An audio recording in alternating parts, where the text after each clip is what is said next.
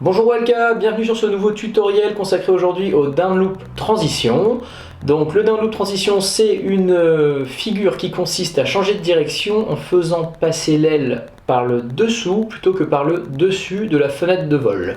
Donc si vous n'êtes pas à l'aise avec l'épisode numéro 1 du kite loop, je vous invite grandement à aller consulter ce tutoriel et ensuite à revenir sur celui-ci. Pour le down loop transition, donc il va falloir un plan d'eau relativement plat, c'est beaucoup plus facile qu'un chantier plein de clapots. Un vent relativement stable et ne pas être trop toilé, puisque là on va aller exploiter la zone de puissance de la fenêtre de vent.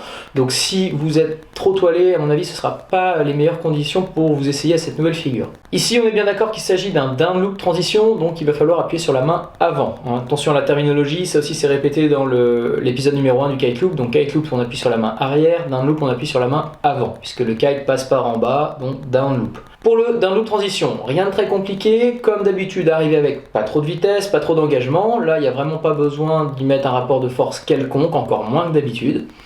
Donc vous avez une petite vitesse de croisière tranquille et vous allez vous apprêter à passer de bâbord à tribord par exemple. Je vous conseille de remonter légèrement la position de votre aile au-dessus de 45 degrés. Si elle est à 45 degrés ou en dessous, elle n'aura probablement pas assez de temps pour pivoter par le dessous et elle risque de finir dans l'eau. Donc pensez à monter votre aile légèrement au-dessus de 45 degrés. Appuyez fermement sur la main avant en bordant bien et en inclinant bien la barre pour avoir un maximum de différentiel entre les lignes arrière de manière à ce que votre aile pivote rapidement. Plus votre aile va pivoter rapidement, plus la manœuvre sera fluide et efficace. Si vous êtes un petit peu le cul entre deux chaises et que vous hésitez, là votre aile va pivoter lentement et c'est là que ça va charger trop de puissance. Donc bordez, tirez à fond sur la main avant et au moment où vous faites ceci, laissez-vous aller vers votre aile.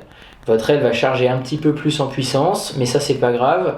Si vous allez vers elle, ça va absorber ce surplus de puissance. Au contraire, si vous êtes sur la retenue et que vous crantez à ce moment-là, vous allez générer plus de tension dans les lignes, générer plus de puissance et c'est là que vous risquez de vous faire arracher. Donc lorsque vous tirez sur votre main avant, votre aile pivote et une fois que votre flèche indique la nouvelle direction souhaitée, donc en l'occurrence là on parlait de tribord vers la droite, et bien dans ce cas, vous n'avez plus qu'à remettre votre barre relativement droite pour qu'il n'y ait plus de différentiel de longueur entre les lignes arrière.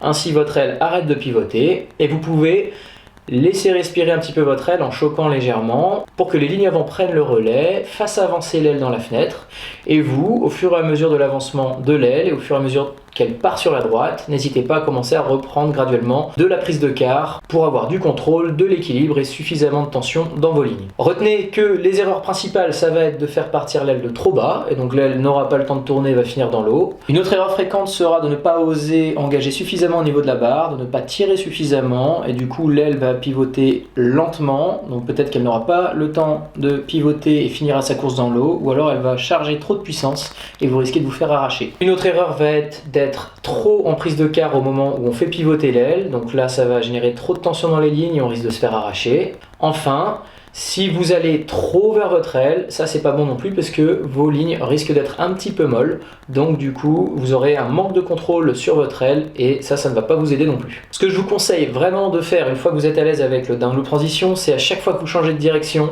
de faire un pop to toe side et ensuite de faire votre down loop transition.